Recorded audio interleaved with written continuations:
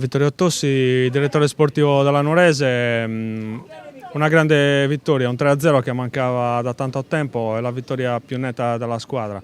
Una squadra che è entrata in campo con tante assenze ma decisa a vincere e alla fine ci è riuscita con merito. Sì, è stata una partita, diciamo, dove noi credevamo di portare a casa il risultato, abbiamo lavorato tantissimo nella settimana perché ci credevamo per rimuovere un po' la classifica e anche perché abbiamo sempre un obiettivo, quello di fare meglio nel campionato e di arrivare a un traguardo che ci siamo prefissati.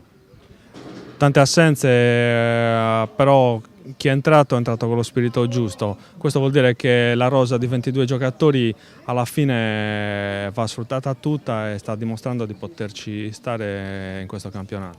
Questa è una squadra che bisogna dargli tanto rispetto perché dentro lo spogliatoio c'è un'anima nel vero senso della parola e oggi l'hanno dimostrato perché tutti i 22 ragazzi si completano e si danno una mano, questo è importante.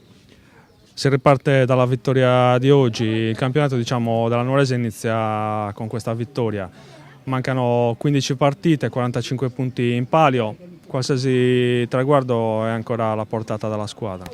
Credo che, come abbiamo detto in settimana con i ragazzi, noi penseremo d'ora in poi partita dopo partita, perché dobbiamo nuovamente ritrovare quell'entusiasmo, quella voglia, quella cattiveria e quella convinzione che oggi è iniziata a venire fuori da tutti i ragazzi. Una squadra che oggi ha giocato da matricola, forse è questo lo spirito che bisogna recuperare per ottenere il massimo da qui alla fine.